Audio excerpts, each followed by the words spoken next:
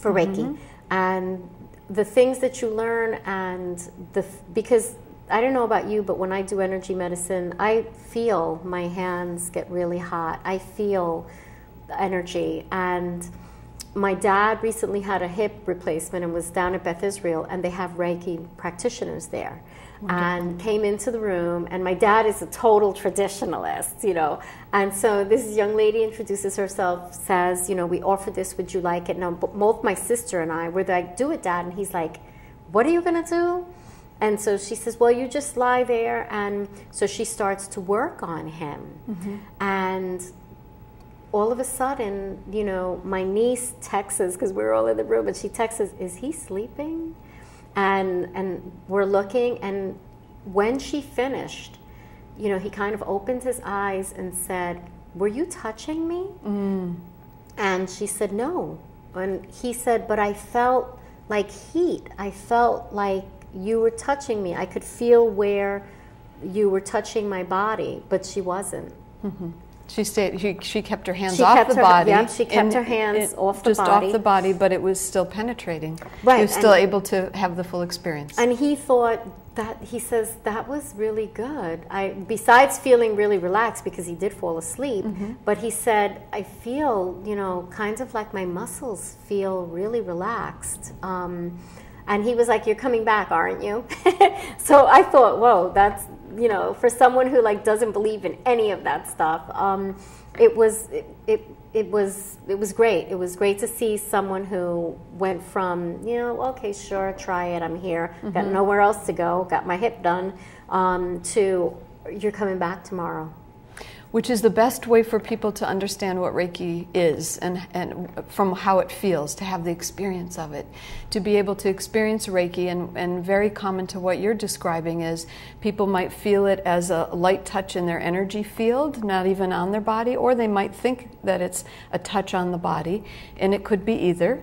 But the results of that can be a relaxation, or it can be a level of alertness that they haven't felt for a long time. And one of the things that I do find receiving Reiki is a sense of being able to just totally relax, but not only my mind, but my whole body. It just feels as if I'm totally like one with the bed that I'm laying in, or the gurney. You kind of feel like you're being supported, or you're sinking into. It's a sense of relaxation that that I've never experienced before. You know, not like a massage, because it's not like a massage at all. It's a very I don't even know how to describe it. It's almost like an inner kind of relaxation. Penetrating. Right, versus, you know, like a massage will relax your muscles, but this is something that you feel kind of like you're really, whoa. Some people say it's relaxing of the spirit, you know, to relax as deep as the spirit. That's a good way to put it. The That's spirit, a good the way. mind, the emotions, the physical, all levels. Now, you can have Reiki treatments while you're undergoing chiropractic visits, Absolutely. other modalities, acupuncture. There's no overlap, no contraindications for that. It's just a wonderful yet powerful, simple, penetrating support. And it will help everything else that you're doing. It's a complement. And it doesn't indicate for any of those modalities, any other modalities. It's interesting, at Northern Westchester Hospital, they have their integrative medicine department, and it's very intertwined with their cancer center. And the patients there can get acupuncture, they get Reiki, because Karen Mayer, as you know, Karen, she does Reiki, and I'll do energy medicine, and it really, I think, nourishes the patients, because there's such a heightened sense of anxiety surrounding their disease that between all those modalities, people tend to form little communities in the cancer center, and they seem so much stronger than the patients who say, no, I don't want to participate, I don't want to have any. It helps to create a connection too, whether it's a connection to their own spirit, a connection to the energy, an ability to feel strengthened in a way that connects to the community. it works in that spiritual sense also. We have a patient there who has very strong support from her church, and they bring her food, they make her food, and they drive her. They actually have sign-up sheets where people volunteer to do things, and that is very supportive. And in the same way, receiving Reiki, the acupuncture, the care, and it also has a lot to do with the caregiver. Exactly. Because really I've had some practitioners of Reiki who I've thought, really? Because they've gotten on the Reiki bandwagon, so to speak, like anything else. There becomes the flavor of the month, and then people do it because it's new and it's interesting, but they really don't have a gift for it. And I think it's important that you find a good practitioner. Agreed. So even though Reiki is really easy to learn, it can be learned in a weekend.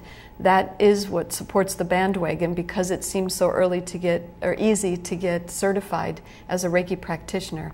But I like to encourage people to use their intuition in terms of, does it feel right for you to work with that person? And that's really the case in any modality, isn't it? You know, you want to have a comfort level to be able to work with your practitioner. Right. No, and it's true. I've taken 2 weekend classes because I took one, I guess it was in 2005 or maybe 2003, and wanted to brush up and took another one. And there was a huge difference in both weekends. The first one with Margaret Case, who now has passed away, was amazing. The second one, I just felt like, really, you give people certificates for this? Well, you know, we use the word integrated and integrative medicine, for example, and it means many different things. But in this case, I like to think of it as, is the Reiki integrated in the practitioner? In other words, do they practice it? Because this is one of those modalities that if you don't practice, it will be evident. Right. It really needs to be something that you choose to incorporate in your day-to-day life as a private practice. Right. Now, you're encouraged to practice on yourself. How Very does much one so. practice Reiki on themselves? Well, the Reiki training, as I mentioned, occurs in a simple weekend, the first level of training. And during that training, and the way I teach it, I focus that first level mainly on self-care, or the self-practice. So the weekend is spent focused on how to give yourself a Reiki treatment. In the simplest form, it's about placing your hands on your body, any place on your body, and just intending for the energy to flow. So what you're doing is taking a pause in your day and allowing yourself to, in a sense, give to yourself with the intention of balancing your body systems, body, mind, spirit, and emotions. So it's a simple hands-on practice. Also in the system of Reiki, we have different types of meditations that we'll do. So the meditations can be a simple gasho meditation. In Japanese, gasho means two hands coming together, or one mind. And so we do a simple practice of meditating with the focus of balancing our energy field in just a simple meditation. Or the practice of hands-on Reiki. It is the treatment of hands-on is placing your hands once attuned to Reiki in that weekend workshop. Now, you can also do Reiki on animals and plants. Absolutely. Pretty much anything that has life force. Life force. So what we're doing is we're helping to activate the flow of energy, activate the innate life force, intend for it to do what it knows to do, which is that desire to bring the body into harmony. Now, one of the things that always comes up is, is your energy being depleted? Explain how you're not giving your energy to the person, and how Reiki works in that sense. There's two different ways to look at this, and it really depends on what your orientation is. Some people visualize it as this huge universal energy that we're tapping into. And from tapping into that universal energy, allowing ourselves to be a channel from which the energy flows either back to ourselves or to another person for that purpose of balancing. The second way is that just that sense of knowing that we are the universe and it is within us, and we tap into that inner universe, and from that abundant flow, we do the same thing by allowing that channel, our body system, and our hands, although it doesn't have to be just hands, the allowing that intention to flow for the person to receive what they need. Now, are you picking up any of their, because that's another issue that comes up when I work with patients, they ask, are you picking up any of their energy? any of their negative energy or any of their ill energy? The idea is giving from the overflow. So in that way, there's a cleansing that occurs or a purification that occurs. When we give from the overflow, we're allowing ourselves to be the channel, in a sense, going in that one direction. So from the overflow then, the person is receiving, we're not taking anything away from them. We're just activating it so that their body system can do the healing work. As in some energy system modalities, there's a release of energy or a recalibrating of the energy. But in Reiki, it's just an offering of it. One of my teachers has a great example, and he says, when you're practicing Reiki, imagine you have an appetizer platter. Sometimes the person will be really hungry and want a lot, and other times they'll just take a couple bites. And it really is about how much the person wants to draw or is open to draw. So being open to that flow, being open to receive, those are all important components.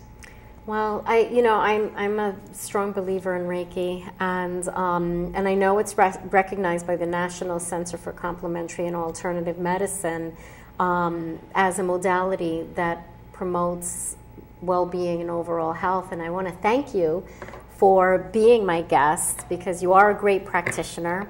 And do you have a phone number where people can reach you? I'm in Westchester, 914-762-7761, and my website is my name, GinnyMackles.com. Great. All right. Thank you so much. Thank you.